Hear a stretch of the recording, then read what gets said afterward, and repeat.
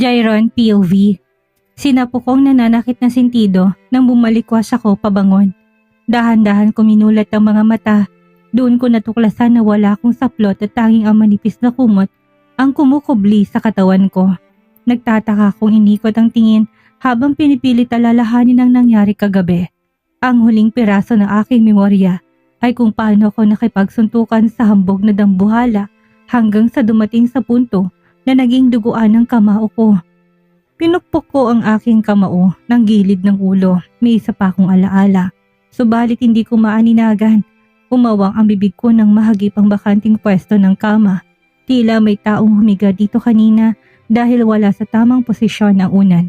Kung hindi ako nagkakamali, may nakasama akong babae dito. Kasi naalala ko na may tinawagan ako kagabi. Bumaba ako sa kama at nakita ko kaagad ang kalat kong damit. Hinagilap ko ang cellphone, mabutit na sa bulsa ng pantalon ko. Palubat na kaya mabilis kong hinanap ang pangalan ng nasa history ng kontak. Anessa? Hindi ko makapaniwalang sambit na makitang pangalan niya. Siya ang babaeng sumundo sa akin sa nightclub, naghatid sa akin sa bahay at nakalaro ko ng apoy kagabi. Oh my God, pagmumura ko kasi ang gago ko. Nawala ko sa sarili. Dahil sa kalasingan pero ang tanong bakit niya ako hinayaan na gawin yon? May gusto pa ba siya sa akin? Initsa ko ang cellphone sa kama. Naginat-inat ng ulo bago tuluyang pumasok sa banyo. Paano ko ba siya haharapin ngayong araw? Pareho kami nandidiri pero nagawa ulit namin ito. Minsan ang hirap ibaluktot ng tinatagong damdamin. Tanghali na nang marating ko ang opisina. Dinalaw ako ng pagmamangha nang mapansin ng ninenervyos at natatarantang mga empleyado. Mistulang may bagyo sa loob ng sobrang gulo nila. Hinilot kong sintido sa kadumiretso sa elevator. Papasarado na ang elevator nang may pumigil sa pintuan. Nalalaki ang mga mata ko dahil si Anessa pala. Matulin pa sa 4:00 naming iniwas ang tingin. Pumesto siya sa harap ko. Panay ang tingin niya sa elevator buttons. Pigil lang hininga ko nakatitik sa itaas at parang lumalapot ang nanlalamig kong pawis. Marami niyang beses na nilinis ang lalamunan. Nasa nakakailang na sitwasyon kami pero parang sinadya ng elevator na huwag kaming iparating sa destinasyon namin. Wala akong lakas ng loob na kumprontahin si Anessa o manghingi ng paumanhin sa nangyari kagabi. Sigurado akong sariwa pa sa memorya niya ang lahat ng kaganapan samantalang nakalimutan ko naman. Tumikim ako, binuka ko ang bibig para magsalita pero tiyempong tumunog ang cellphone ko. Yes, tugon ko sabay tingin sa pagbukas ng elevator. Mapalad si Anessa dahil nakarating siyang ligtas sa destinasyon niya at gumaan ang loob ko dahil nakaalis siya. Sir, dumating pong ina niya at gusto niya makita kayo ngayon din. Natatarantang imporma ni James. Sabihin mong parating na ako. Pakalikot eksaktong bumukas ang elevator. Binulsa ko ang cellphone bago bumuntong hininga at mabilis na lumabas. Ginagala kong paningin habang binabagtas ang pastilyo patungo sa opisina. May ilan na bumati ng magandang umaga at may iba na takot pa rin sa pagbati. Sir, sambit ni James nang sinalubong niya ako. Nakasalubong ang kanyang kilay at parang hinulugan siya ng malaking bato sa balikat. Senyales na may malaki siyang problema. Where is mom? Untag ko. Tinuro niyang office gamit ang musong kinainis ko. Naririndi akong tumawa bago pumasok sa loob. Mom, sinalubong ako ng malutong na sampal ng butihin kong ina. Ito ang unang pagkakataon na sinampal niya ako kaya laking gulat ko sa kanyang hilatsa. Ano tong narinig ko? Naninigas ang panganyang tanong. Naningkit ang mga mata ko habang tutop ang isang pisngi. Hindi kita naintindihan, Mom. Ano bang sinasabi mo? May anak ka! Totoo ba? Nangangaltal niyang hiyaw. Bumukas ang haggard sa mukha at pamamayat ng katawan niya. 1 linggo siyang nawala para paimbestigahan malamang si Anessa. Nangyayari yon matapos ang matindi naming sagutan pagkatapos kong pinutol ang engagement kay Melana. Oo, kahit na magsabi ako ng hindi totoo, ay malalaman mo pa rin ng totoo sa huli. Ano bang big deal doon, Mommy? Sinamunutan niya ang ulo. Paano mo nagawa sa akin ito? At kay Anessa mismo? Hindi ko to kasalanan dahil hindi ko alam na magkapatid kami sa panahong yon. Wika ko. Ramdam kong panghihina ng mga tuhod. At wala akong pakialam kung siyang babaeng minahal ko tina ng aking anak. You're such a fool. Inuuna mo puso mo kaysa sa utak mo. Nilalagay mo ngayon sa panganib ang buhay mo. Magdadala ko ng kahihiyan sa pamilyang ito. At handa na akong harapin yun, pero hindi naman siguro mahantong sa panganib ang buhay ko. Mom, tigilan mo na nga sobrang pag-iisip. Alam kong lahat na nangyayari sa atin ngayon. Huwag kang hangala. Alalahanin mong malapit ka ng tanggalan ng pwesto ng tatay mo. Hindi niya magagawa yon dahil totoo niya akong anak. Dumating ang Anessa na yan at unti-unti niya sinisirang lahat. Huwag mong idamay si Anessa. Ipaglalaban ng kumpanya kay Dad at hindi ko hayaang ipamigay niya sa iba. Kinakapos ang hininga ko na sumandal sa likod ng pintuan. I want to get rid of her. Usal ni Mom na kinagulat ko. What are you talking about? Anessa is just an illegitimate child. She can't take the company. You should be wary of her. Nagbabanta niyang saad na kinakislap ng mata niya. Why should I be worried? She's nothing to us. Hindi mo yun nakikita dahil binulag ka ng pag-ibig. Sa babaeng yan. Dahil unti-unti niyang kinukuhang loob ni Mateo. Pamumutol niya sabay kuha ng sigarilyo. Mom, ama niya kaya normal lang yon. Gate ko. Miiling ako naglakad patungo sa aking lamesa. Bakit ang tigas ng ulo mo? Balang araw pagsisisihan mong pagkampe sa babaeng yon. Mom, hindi ko naintindihan kung bakit ang laki ng galit mo sa kanya. At umabot ka pa sa pag-imbestiga ng personal niyang buhay. Hindi naman siya death threat sa buhay natin. Mahaba kong litanya na ikinasama ng mukha niya. Dapat ko siyang imbestigahan dahil mapanganib siya sa atin. Pagkakakong tumawa sabay buga ng hangin. Will you please stop? I have enough and get out of my room. Pagkatapos ng gayong usapan ay lumipas ang 1 linggo, 2 linggo, 1 buwan hanggat nagagawa pa namin ikubli ang katotohanan. Hindi ako sigurado kung may alam si Dad tungkol dito kasi naging tahimik siya nitong nakaraang buwan at puro matatalim na titig ang binabato niya sa tuwing magtatagpo kami ng landas. Madalas ako sa bahay ni Anessa para kay Raven. Subalit walang komunikasyon na nagaganap sa amin ni Anessa. Puro tungkol sa anak namin ang usapan at kinalimutan namin ang huling kaganapan. Hindi ko rin maitatanggi ang pagiging insecure kay Riley dahil palagi itong umaaligid kay Anessa. Matagal na panahon kong tiniis ang selos. Nasa hagdan ako ng hotel kasama si Nicola. Dito gaganapin ang Architects and Visionaries Night. Pareho kami nakasuot ng formal na kasuotan at kasalukuyang abala sa pagkwekwentuhan. Itaga ko sa bato, nakakadrain ng 3 bubuit. Parang mga bagyo, walang tigil ng kaguluhan mula umaga hanggang gabi, pahayag niya. Ngumisi ako. You must done something spectacular in a past life to deserve that, biro ko. Pinirapan niya sabay ayos ng bowtie niya. Spectacular? Parang akong sinumpa. Sigawan, takbuhan at walang humpay sa tawag sa akin ng Daddy, Daddy! Tingnan mo to, tingnan mo yan! Hindi na ako nakakatulog ng maayos. Idagdag pang mga kalokohan nila. Hay, ang gulo. Mas magulo pa sa isipan ko. But you love them. Tipid kong usal na kinaningning ng mga mata niya. He grumbled. Yeah, I love the little monsters. Can't help it. Tinaas kong isang kilay. What about their mother? You love her too? Don't start, Jairon. Singhal niya pero halata ko na kinikilig siya. Oh, come on. You can't hide it. You're weep, my friend. I'm not weep. Mabilis niyang kaila. Sabay gulo ng buhok niya. Kahit na maakit niya ako pero ayoko sa kanya. Kasi komplikado siya. Minsan sweet pero madalas mapanganib. Itatapon ba naman ang mga gamit ko sa bintana saka hindi lang yon ipapasama niya pa ang mga anak sa akin. Bilib din ako kay Chandria. Bakit hindi mo siya sinama ngayon? Iniwan kong kambal sa kanya. Tinapi kong braso niya. Pambihira ka. Yan bang love language mo? Trabaho niya bantayan ng mga anak namin. Hindi ang bumuntot sa likod ko. Asik niya na kinasalubong ng kilay ko. She deserves to be loved, Nicola. Ang swerte mo kasama mong ina ng mga anak mo. Isa pa, Jairon. Itutulak kita pababa ng hagdan. Paano mo kami tutulak kung nasa ibaba na ako? Sarkastiko kong tugon. Siya nga pala, kumusta na si Phoenix? Balita ko ikakasal si Kendricks. Pagbabago niya ng usapan, kunwari hindi siya naapektuhan sa biro ko. Inayos ko ang necktie bago tumingin ng mataimtim sa kanya. Nasa London para hanapin ang asawa niya. At magandang balita yan, magiging responsable na rin ng playboy. Oh, sino mapapangasawa niya?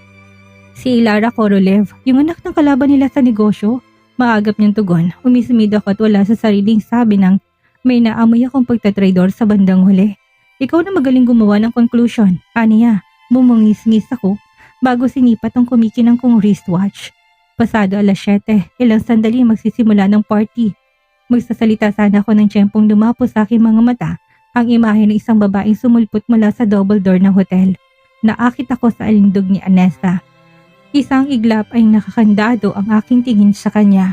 She wore an emerald dress, and the fabric was shimmering under the soft lights. The deep green color accentuated her porcelain skin, making her look like she belonged on a pedestal, untouchable yet alluring. Her hair was swept elegantly to one side, revealing the delicate curve of her neck. Each step she took was poised, her heels creaking softly against the marble floor. Maliwanag at nakakasulasok ang kanyang mga mata habang inikot niyang paningin sa kabuuan ng paligid. Ilang sandali nagtagpo ang aming mga mata. Tila tumigil ang oras at nalulung ako sa nakakalasing niyang dala. "Insan, okay ka lang ba?" Sabad ni Nicola. Sabay winasiwas ang isang kamay sa mukha ko. Humigpit ang pangako, nahihirapang ilihis ang tingin mula sa kanya.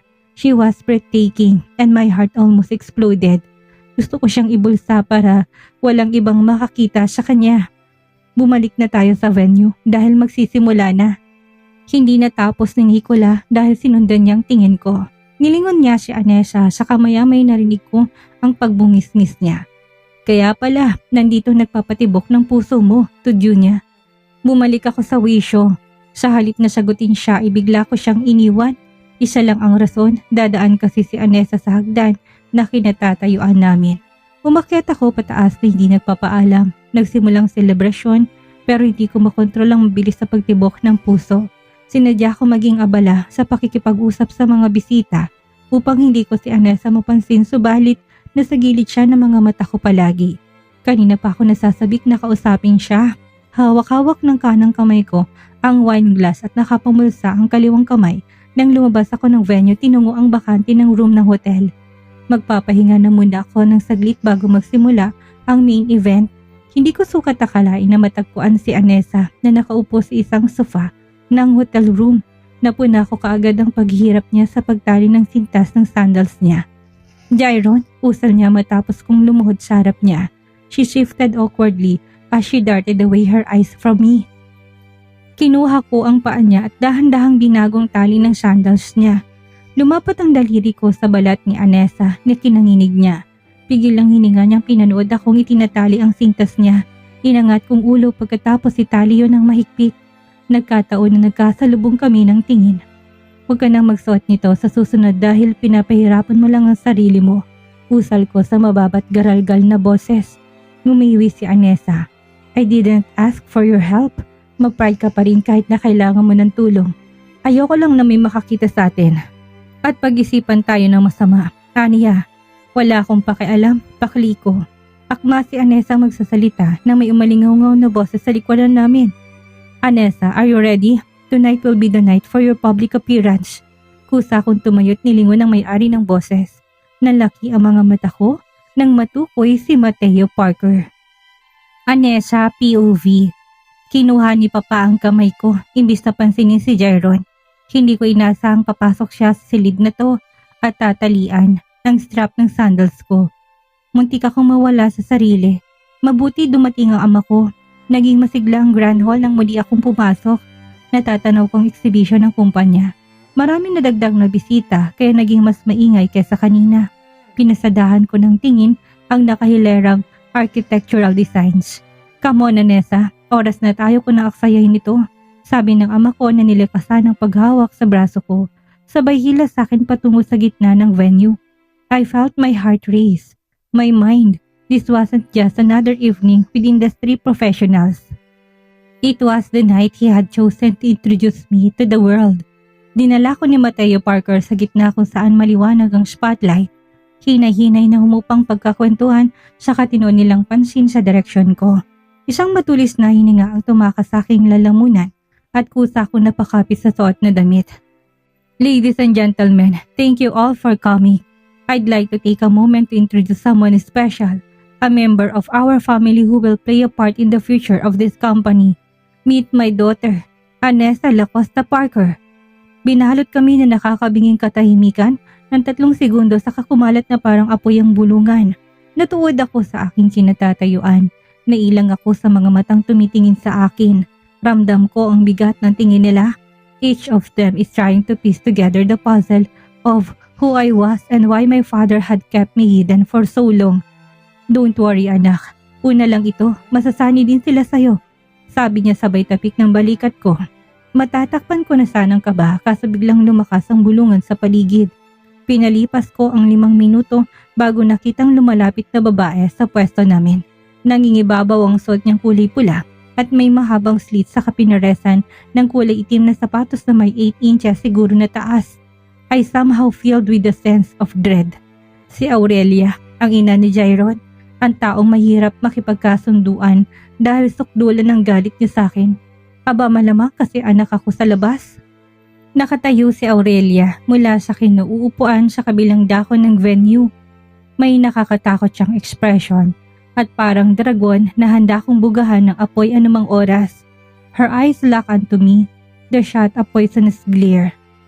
To my father, matinding bagyong namumuo sa pagitan nila at tila may kumulog na. Binuka kong bibig para magsalita pero biglang sumulpot sa tabi ko si Beau, ang charming at sobrang angas na pinsan ni Jairon at VP ng kumpanya na pinsan ko na rin ngayon. Sapat na ang presensya para pakalmahin ng bahagya ang bagyo. Pinaskil niyang matagumpay ng ngiti at inabot ang kamay sa akin. Grabe, may mga bagay talaga na hindi mo ina-expect na nangyayari. Beau said, his voice playful and smooth. I guess we're family now, Anessa. Lumawak ang ngiti niya sa kadinugtungan pa. It makes sense, you know? That is why I've always felt so close to you. He winked, a jest in his eyes, but there was something behind his words that made me uneasy. Congrats, newfound cousin.